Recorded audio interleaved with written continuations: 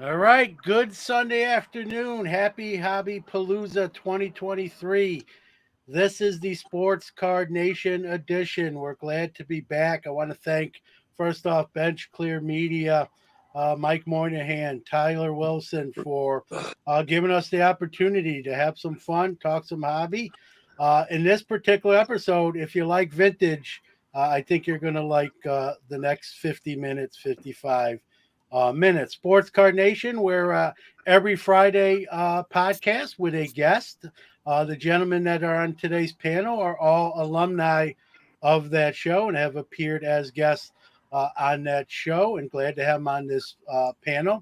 On Mondays, every other Monday, we do a hobby quick hits, and to the guy on the left of my screen, every other Monday, card mentions, but we do that show live every other Friday. We have a lot of fun with that show. So we're on all major podcast platforms, even all the smaller ones as well. So enough about me. I'm going to have everyone kind of introduce themselves.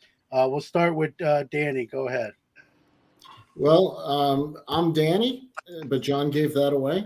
And I am part of Hobby News Daily. I do card mentions, like John said. I'm on Hobby Hotline, and I work as a private broker when I'm not on screen. And I do a little consulting, but most importantly, I PC a lot of vintage. I'm a Baltimore guy. I'm working on the 57 set right now, and that's kind of that's who I am.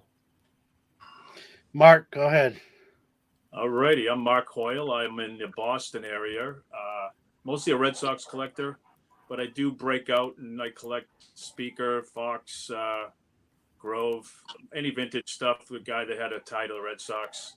I'm involved with Saber Card Committee.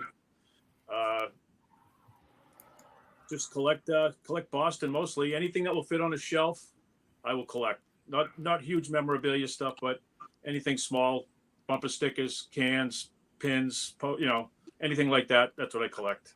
Mostly vintage. That's where I'm at. Good call. Jason. Yeah, sure thing. So I'm Jason, known as Heavy J sometimes. Anyways, also very involved with Saber. I'm a co-chair of our baseball cards research committee. Some folks know I make little glitter cards as well under the name Heavy J Studios. I grew up in LA. I live in Chicago now, but Dodger for life. So I mostly collect Dodgers, going all the way back, maybe about 110 years. But I also have some detours from that collection and collect Hank Aaron, Carl Hubble, and Dwight Gooden. Leighton, last but not least. Hey everyone, thanks for having me on the show. I'm Leighton Sheldon, a professional baseball card treasure hunter, owner of Just Collect, and founder of Vintage Breaks. Collect mainly pre-war. I would say, all the obvious guys, right? Ruth Cobb Wagner, anything interesting. But most importantly, proud father to my son Crosby, who's 8. And as he's getting into video more, it's really cool. He'll be able to look at these things in future years and see the shout outs. So I'm excited. Very cool. Welcome, guys. Thanks for answering the call to appear. When I knew I was going to go the vintage direction, you guys really came to the forefront to talk about this to you, right? It's the age-old question: what is vintage? Everyone has a different, criteria or how they judge vintage. I like the 40-year rule, meaning 1983 is now still kind of considered vintage. That's my rule, but at some point I might have to even look at my own rule and say, I don't know if I can still use that rule, because now this year, based on that rule, might not really be vintage in my mind. So I still like the 40-year rule. Some don't. For you guys, and whoever wants to go first, how do you define vintage in your book? I'll hop on. Go ahead. Go for it. No, go for it, Mark. I was going to say, most people are calling out anything 81 and prior to vintage as vintage. Myself, as a guy who grew up in the 70s, I'm thinking mid-70s for me, and back is vintage. I'm open to something. I'm looking at something from 78, 79. I opened that when I was in high school. If that's vintage, what's that make me? So I'm thinking mid 70s for me, vintage. I don't know about the 40-year rule, but right around there, mid 70s someplace for me. Well, if it makes you feel better, Mark, I'm vintage too. I'm going to take it a little bit same direction as Mark. I mean, I'm happy to abide by kind of a traditional hobby definition of maybe 1980-ish, but in truth, when I think vintage, to me, it just means stuff from before you were born. You know what I mean?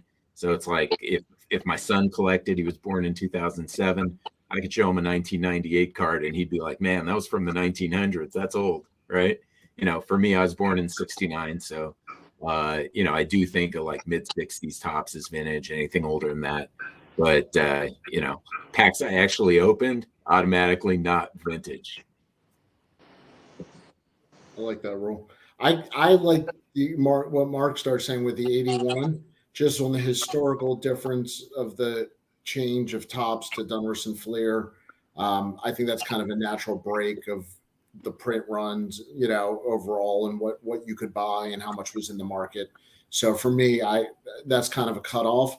That doesn't mean that personally, when I collect vintage, that I want to collect the late 70s necessarily. But that's kind of what my cutoff when I talk vintage. I think that based on what everyone was saying, it's probably similar. I feel that it depends on, I think Jason might have been saying this, who's looking at it.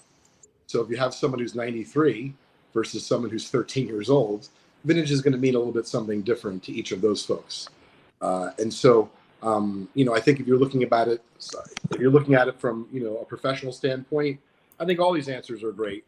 I think that as far as like what's practical, yeah, my son who's 8 thinks that Pokemon the first year of 1996 might as well come out in 1910. It doesn't matter to him. So, as far as what I personally consider vintage, yeah, I think anything from 50s and earlier, but there's no right or wrong. That's what's great about collecting.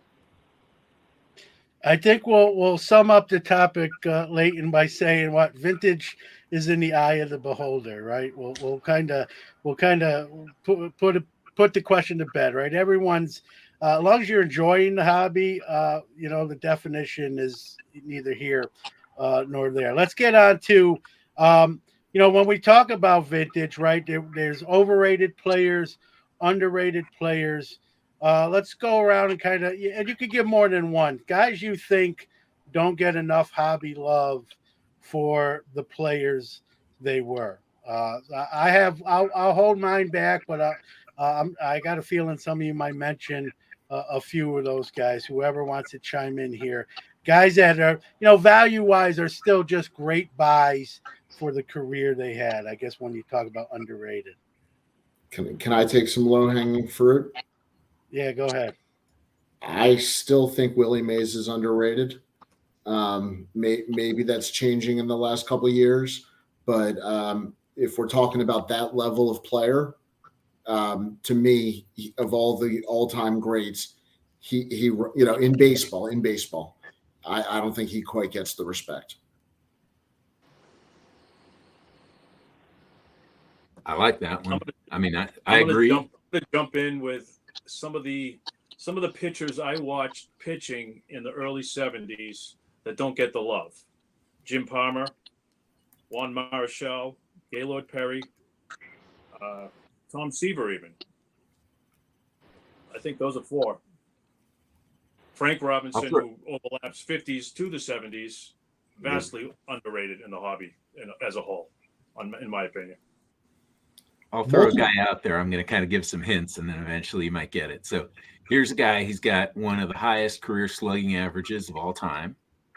He's got a 50 homer season. He missed 3 years of his absolute prime to World War II. He has hardly any mainstream baseball card issues because of when he played, right? It was like 1940s. There weren't a lot of things happening. And you can get, I would say his 52 Topps card is one of the most attractive in the set. And literally 2 of them sold this past week on eBay for around $10. And that would be Johnny Mize. Oh, yeah, sure. Well, do you guys think that multi-city players are always hurt a little bit by playing in 2 cities? Great question, Danny. I think that, they might be hurt in the sense of their value, in terms of like what's best for that individual player, who knows? But I agree with you. I think generally players that stay with the same team their entire career, it seems on average that their cards are a little bit better off. See a lot of Stan Musial in the chat room. That's probably one of my top picks for underrated vintage era players. Stan the Man, playing in St. Louis, which is a baseball town, but not the New Yorks, of the world. And so I think he's still to this day is underrated. Even some other sports, I see some comments. Reggie Miller. In basketball, to me, the basketball underrated guy is Oscar Robertson.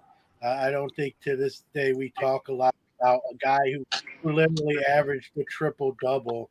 Obviously, he's a Hall of Famer, but in the hobby space, he does. I don't think we talk about a guy like that nearly enough. Even in football, I know he's revered, but Walter Payton. When you look at what that guy even did. You can still buy Walter Payton rookies. I know a lot of it has to do with how many exist, but still a great buy. But that guy missed one game in his whole career as a running back, and it was his rookie year, and he fractured his ankle, and he would have played. It was the team doctor that wouldn't let him get on the field. So, just some, and I agree too with Willie Mays with Danny, right? I think he played sort of.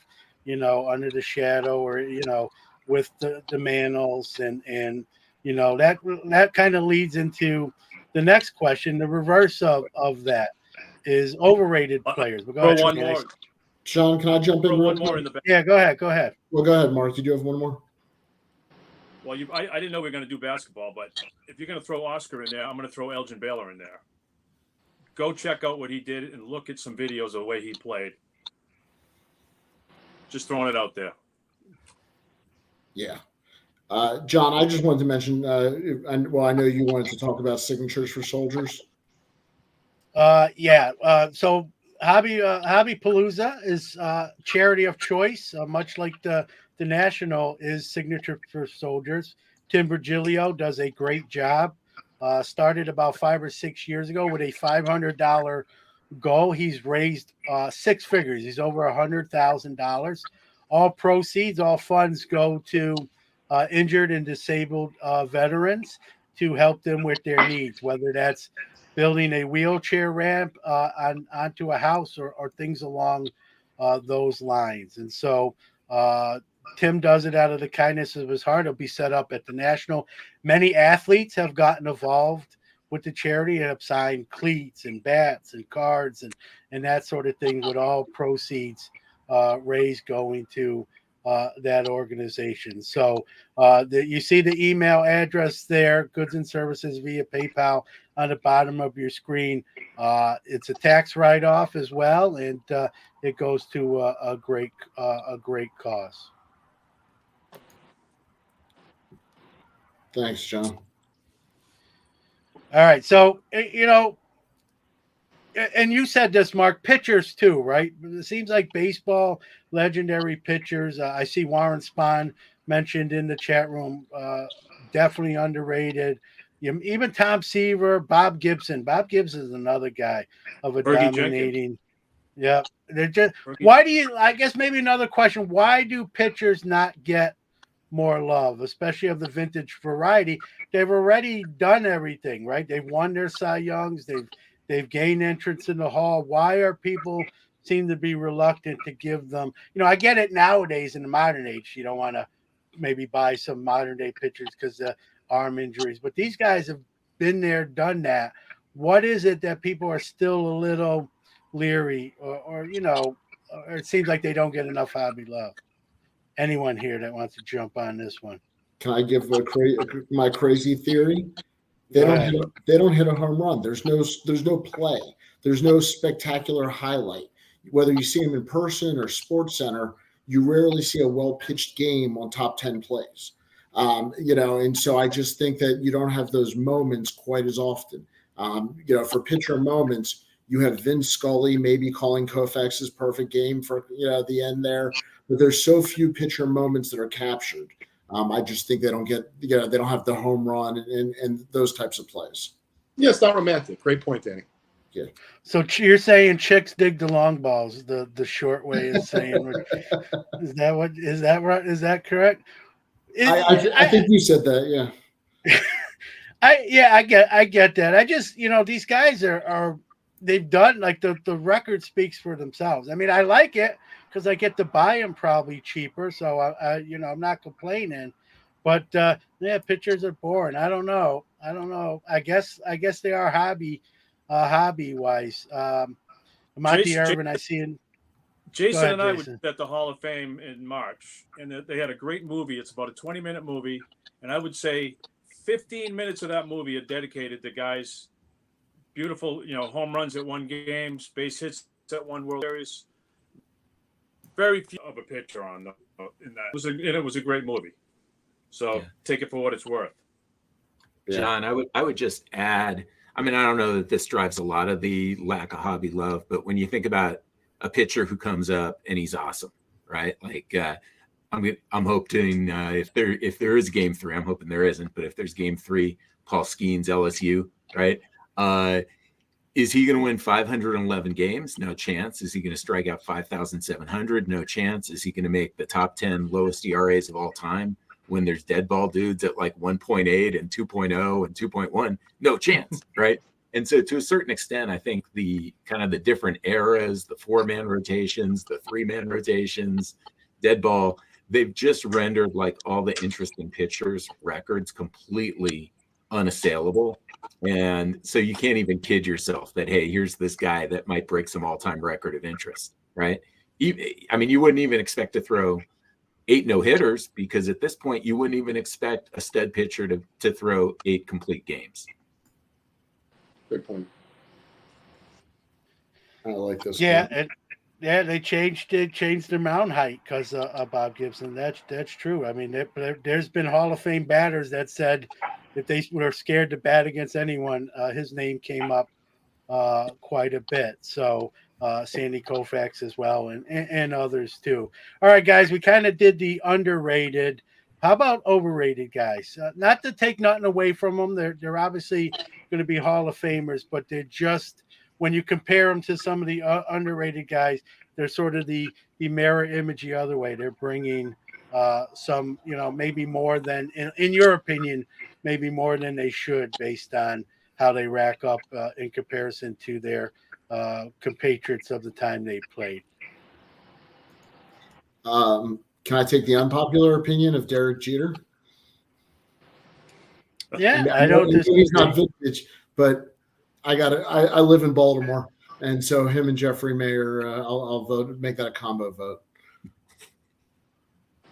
I get an unpopular one. I've been running polls recently, best player at each position for the 70s. I did it in the 80s. And I'm not just saying somebody's underrated is not saying they're not good. Let me preface it by saying that. I'm going to throw out Nolan Ryan. I ran my 70s poll. Seaver won it, but all those other guys I mentioned previously today, hardly got anything, and Ryan jumped in on both of them, 70s and 80s. I'm not saying he's not good.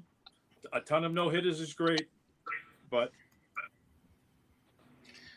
yeah, he lost a lot of games, but he pitched a ton of innings. That guy he played. pitched a ton of innings, but Yeah, I don't disagree. Yeah.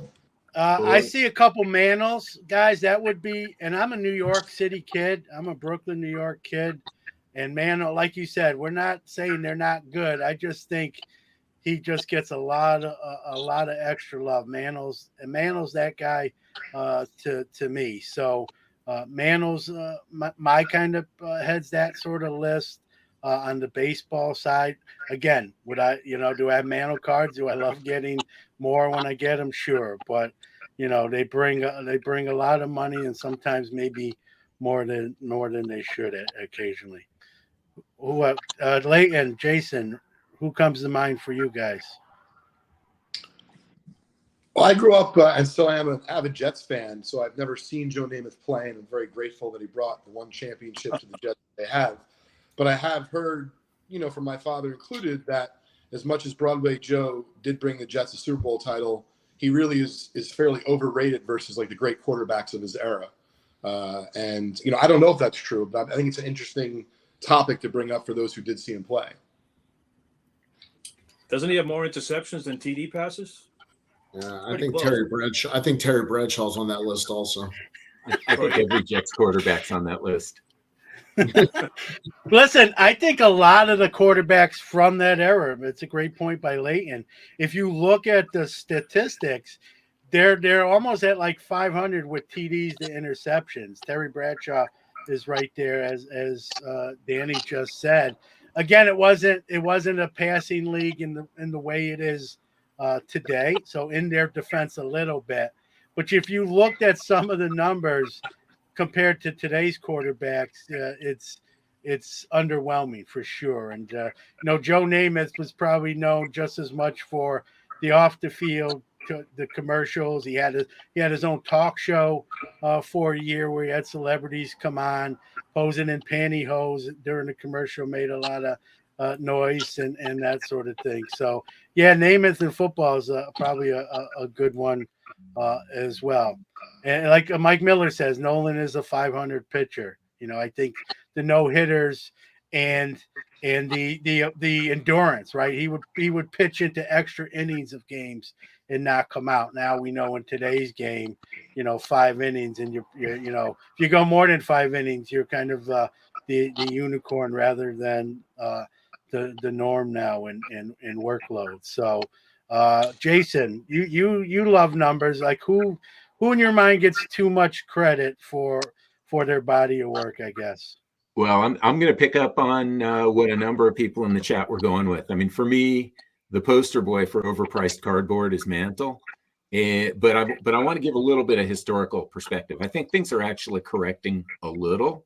I'm not saying to the folks holding mantles out there, your stuff's about to lose all its value. That's probably not happening. But when I was a kid going to card shows, right? If the Mantle was 100, the Aaron, the Mays were 20, the Clemente was 10, right? Nowadays, I think Jackie, Clemente, maybe a little bit Willie Mays are sort of catching up. I'm not saying they're there, but I would say they seem to have moved more than the Mick, right? Maybe the exception 52 tops.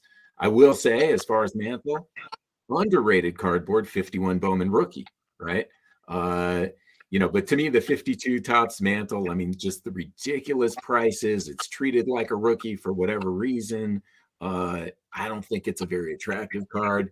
And the career numbers, take away New York and the rings. And I know obviously the rings are worth something, but take away New York and the rings, and you look at the back of his card and the back of a Frank Robinson, they don't look that different, except Frank has 50 more homers. So, but I also want to name one more guy. I'm attacking some sacred cows in the hobby now, but to me, the Wagner as well. But let me not just say the Wagner. I'm going to say all Wagner cards. I think that something kind of irrational is the sky high price of the T206 has made Wagner in any set a very, very, very expensive card. Now, he was clearly one of the best, maybe the best player of his era. So that's not nothing.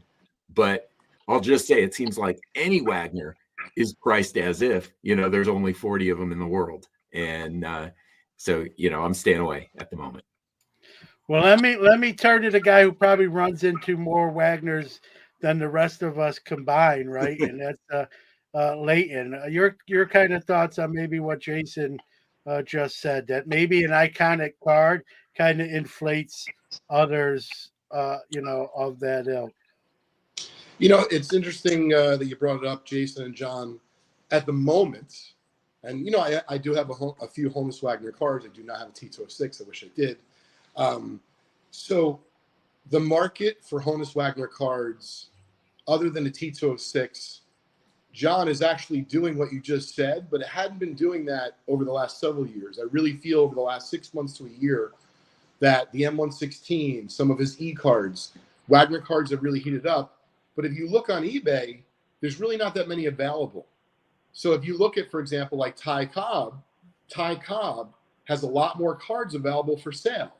Babe Ruth has a lot more cards available for sale. So I'm not comparing them as players. It's not what I'm doing. But if you're saying, hey, they're upper echelon Hall of Famers, and the prices are what they are, well, maybe, and I don't know, I don't have the statistics. Maybe he's available in less sets. I'm not sure what the scoop is, but at the moment, he's definitely hot.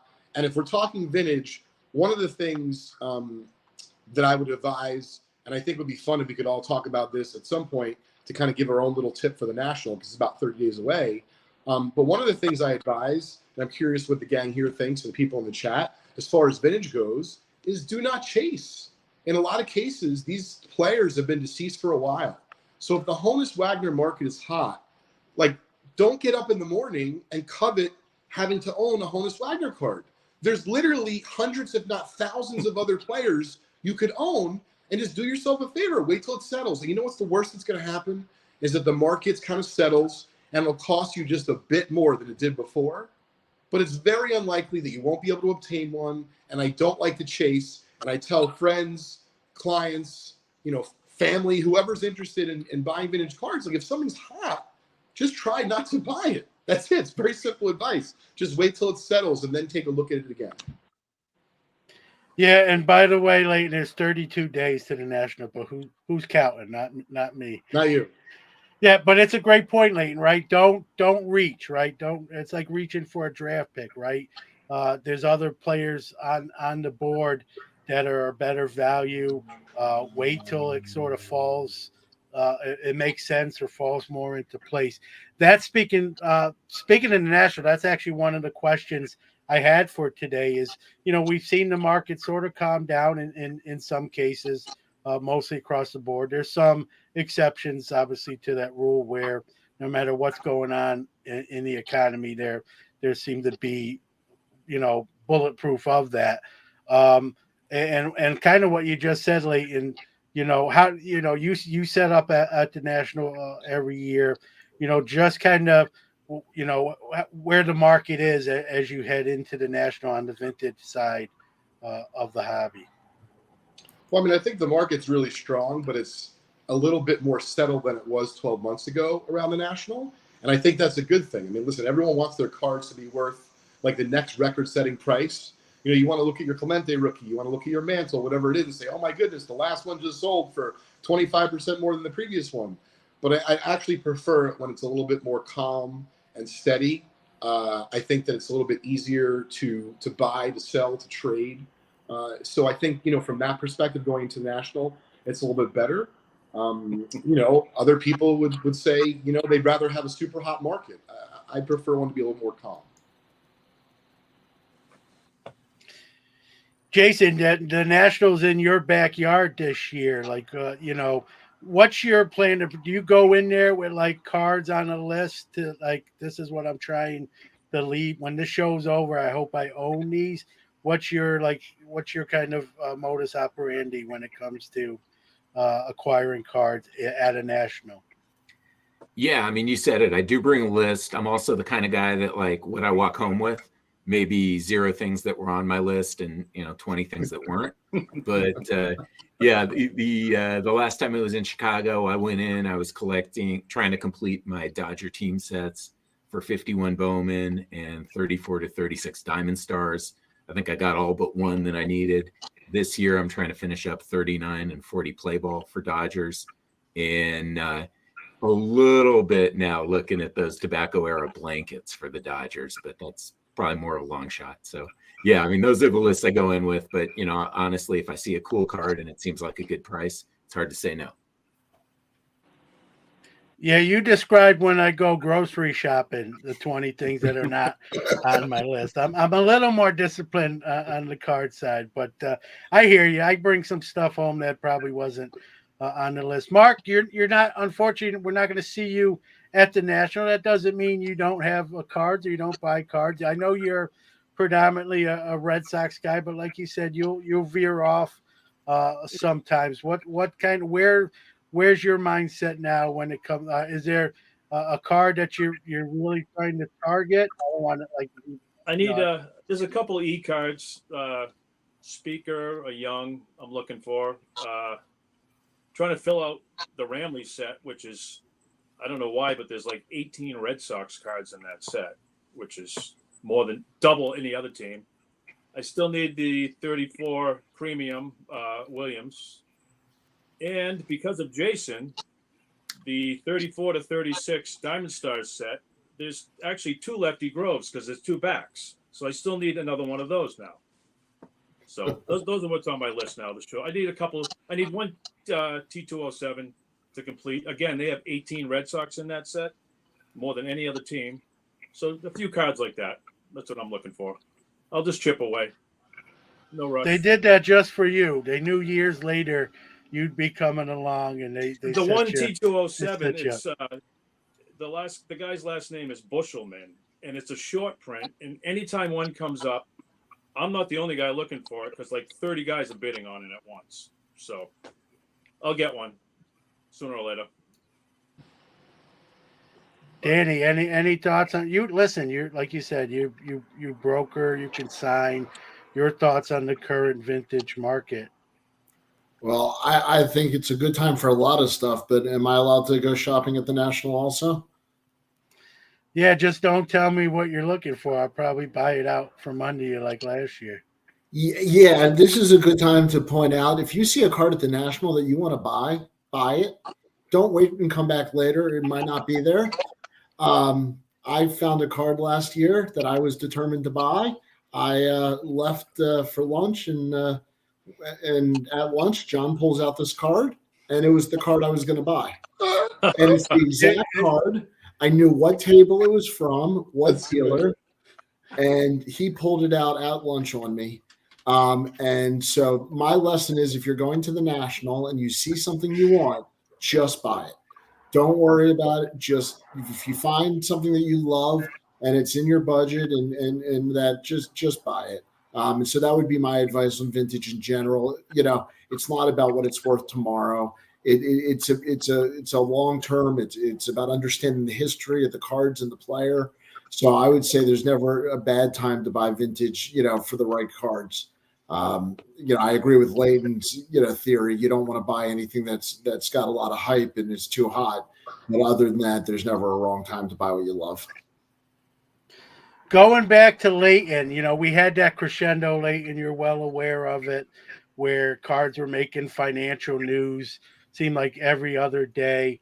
As someone who travels and buys collections, now we've seen the market sort of settle down, kind of calm down a little bit. In what market is it easier for you to obtain collections? Is it now or during that crescendo, and why? I think now, and the reason being is what I found during the craziness, the run up, is the problem became anyone who found a Clemente rookie, a Jordan rookie, whatever it was, swore that the next one was going to sell for more. And to be honest, they might have been right, depending on the time period, right? And so it's really hard to buy something when everyone thinks it just keeps going up. So when you have some stability and you think that, I'm just using Koufax, John, because you just showed it. I don't mean to rub salt in the wound of Danny. But as far as like a Koufax rookie, right? If a Koufax rookie is $1,000, whatever that grade, might be, call it about a 5-ish, right? It should be about the same price, give or take a month later after the National. And so like, those are the kind of cards to me that are a little bit easier to buy. Whereas if someone thought that their $1,000 Koufax was going to be $1,500, they're like, I want $1,000. I'm like, well, I can't pay you for what it might be worth in a month or two. They're like, no, it's going to sell for a record next week. So I do like stability. Of course, I'm also a collector, so I want my cards to go up. But I'm a professional treasure hunter, and I do this for a living. And so for me, stability is what I prefer. For those, I see Mookie Chosen, Danny's lost Koufax rookies, now the stuff of legends. There is a happy ending to this story. Danny does have a Koufax rookie now, so we definitely gotta like put that chapter in the book. No, John, the story is never going away. It has nothing to do with whether I bought something later. Well, no, it's just the last chapter. We can't just talk about the front of the book only. There's a happy ending, right? Like a lot of Disney movies, there is a happy ending here. So, Yes, I'm very happy with my Koufax. all right, guys. I used to be more of a set collector than I am today. Just I think mainly because of limited space. But what is either an underrated or overrated set when it comes to the vintage market that you're either fond of or you think, man, this is in the overrated case? Like, I don't know why I'm not doing this set. Number one, it's way too expensive, and I just don't think it's that great. Either side of the coin that someone wants to jump in on that one. I'm gonna go first, guys, just because I got a small group the other day and I hadn't had a group in a long time, and I don't advocate to do the set, but as a type collector myself, to own one of these, even if you own a common, it doesn't matter. But I got about 8 or 9 Turkey Reds graded in a collection of some T206s I bought, and even the ones of those, I mean, the cards are just beautiful. And so to give everyone some perspective here, you can buy one of a Hall of Famer, like a Roger Bresnahan in an authentic or a one for about $300-ish. And it very well might be the best looking card in your collection. So if you care about aesthetics, even if you want to own a Hall of Famer, like you don't have to go after the Cobb, the Young, or the Matty, even though they're all in the set. And going after the set, as you said, John, it's buco dollars. So no one's thinking that's a good idea or I'm recommending as an investment, but purely for enjoyment. Yeah, if you're going to the National and you've never owned a T3, which is a Turkey Red, the oversized cards for those that don't know exactly, check them out at the National. Pick one up for your collection. You can get a common low-grade one for $100. They're amazing. I would agree 100%. I have 7 of them right up there. They're beautiful. See, now, Mark, you're bringing up business on the show. Now I'm going to have to email you after, pretend that we're friends. By the way, Mark, you interested in selling your 7 Turkey Reds? Yeah. I'm going to say... He's hunting for the treasure. He's hunting for the treasure. Thanks for laughing. The Hassan triple folders, underrated set. Great. Sure. Then I'm gonna throw one out in a whole era of cards. The 60s test issues and inserts. I think they're cool as hell. I collect them, chase them. Some of them are hard to find. Listen, we had this conversation on my show. Hard to find and probably undervalued based on that. Some people don't even you showed me some stuff I didn't even know existed, some test stuff that maybe went out the back door. It's funny, I'm looking in the comments and I see 48 Bowman is underrated and 48 Bowman is overrated. So I guess it depends who you talk to and what day it is. Marquez, yeah, you got you got people outside your door. Leighton will be there as soon as he can get there. But they're only Red Sox, Leighton. That's it. It's all right. I'll still take him. I think the speaker's in the set, right? Yes, he is. 35, 36 Wheaties. Jason, to you. I know you do heavy Dodgers, but you know your stuff. That's why you're here. No, man. I think Leighton just nailed it. I mean, the Turkey Reds to me are about the most gorgeous cards there are, but 2 contemporary issues that I think don't get quite as much love. They're kind of the little cousins of T206 are the T205 gold borders. Those are just gorgeous, and in particular, so for me as a Dodger guy, I've got the NL ones, but the minor league subset from that group, I just think those are maybe the most gorgeous cards of the 20th century. Another beautiful set from right around then, again, very close to T206, but the West Coast version, T212 Obax. You just have like the T206, everything you like about T206 except good players. But then crazy art stuff, like not just sunsets, but like skies that are melting and purple, like ridiculous stuff, right? And to me, the fact that you don't know who any of the guys are just adds the charm. But near and dear to my heart, because everything I just named is expensive, Diamond Stars, 34 to 36. That's my favorite artwork. I think the set doesn't get a lot of attention because there's no Ruth, there's no Gehrig. It's got just about everybody else. And to me, that's the best art of the 1930s. Jason, I think you just like any set that starts with diamond. Yes. I want to go back to the Turkey Red. Diamond Kings for sure. Exactly. Turkey Red again, because I know Topps puts out turkey red cards, and they're the size of a normal card. If most people might not know, a turkey red card is big. I don't know what the actual size are. Size of a cabinet card, sure. Yeah. 6x8. A lot of people might not know that. They're pulling turkey reds out of packs that are normal sized cards. These cards are big and beautiful. They're like a piece of art. So that's a beautiful set just popped up. Yeah, lots of candidates in the chat room. Thanks, guys, for being interactive. And listen, right, your opinion. No one can argue with your opinion, right? It's like I said, I see both sides on 48 Bowman for whatever reason, overrated, underrated. So yeah, two different people, two different opinions there. Neither one is wrong, right? That's just how it goes. Danny, we didn't get your answer. I don't know if it was taken because we had so many great ones, but chime in here. I'm gonna respond to a couple that have been thrown out there. I couldn't agree more with the gold borders, Jason. I just think it's stunning. I'm thrilled you threw that out there. And then a lot of people are in the chat room are bringing up 53 Topps. I'm gonna say that's a set that's growing on me. I for a long time I was a little ambivalent on it. It seems to be growing on me more and more. So I'm going to put that as I'll make that my future prospect. How's that?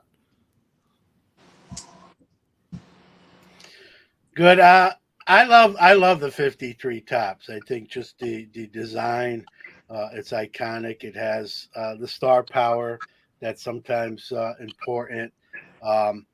I like the 48 Leaf. I'm biased. I'm a Jackie guy, so maybe that has a little bit to do with it. But even the set in general, right, being color at a time when you weren't getting that, I think that's cool. I think some of the mystique with, what year it was produced, 48 or 49, that whole debate, right, keeps it talked about. And so 48 Leaf, 53 Topps, and overrated.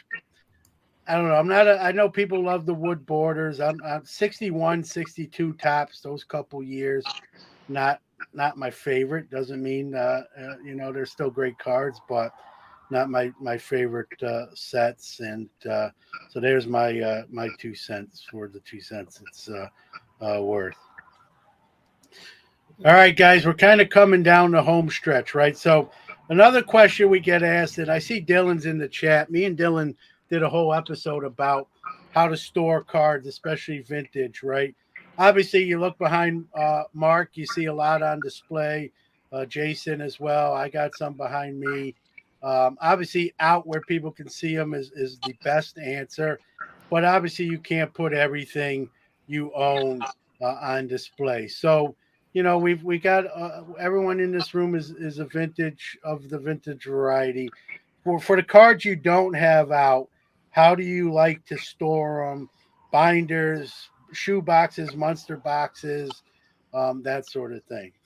Guys, I'm going to jump in because I think it's going to be unpopular and I got to run in a minute. But I love to display cards. You can see I have a Globetrotter poster behind me that's vintage. Harlem Globetrotters is pretty cool. But this is my recommendation, talking about storing, John, is when you find yourself with the national 32 days, not 30, John, away, do yourself a favor. Figure out if you have things tucked away in the drawer or, the cupboard, and you're not going to really be thinking about it or looking at it or enjoying it, maybe it's time to move on from that. Help fund your journey to the national. You can buy a few extra cards or buy a grail that you're looking for.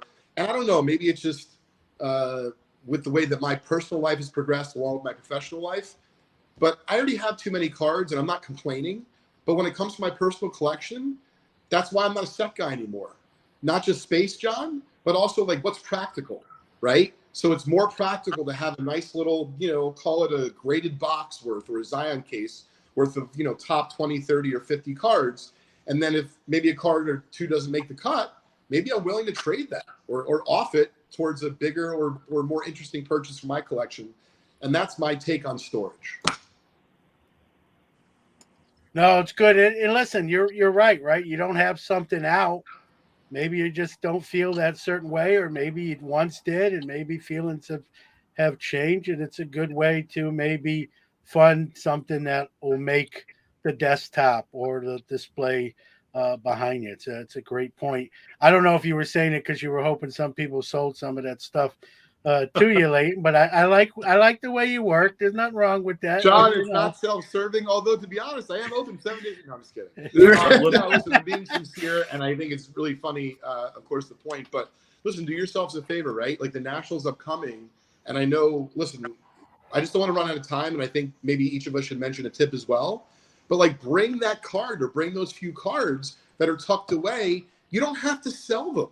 But I've always said this to people, like, what if it's Saturday, you've been at the National for 4 days, you have no more money, you can't talk to your significant other about any more money, there's nothing left in the ATM, you can't PayPal, credit cards maxed, and you're like, you know what? Wow, I really wish I had 3 or 4 cards with me because I'm only off $500 on this card I really want, and I got nothing left, and I still need to eat on the way home. Yeah, no, you're good points, right? And it doesn't hurt to bring them, right? If you bring them back and you don't move them, what's the harm in that? All right, guys, how about you guys? Like storing cards that we can't see. I'm definitely a binder lot- guy. I agree with Dylan. I have a lot in binders. I have a lot in boxes. I have a lot displayed, and I've taken Leighton's. I'm probably the oldest guy on this panel. I started thinning out my collection about 2 years ago. If it's just sitting in a box and I don't enjoy it anymore, I'd sell 5 cards to buy the one that I want. Just kind of streamline it a little bit. But I don't think there's any right or wrong way. I have binders, boxes, and displays. Well, if you can't look at it, why have it? Yeah, well, you're not getting rid of any Red Sox cards unless they're duplicates. That's true. Jason.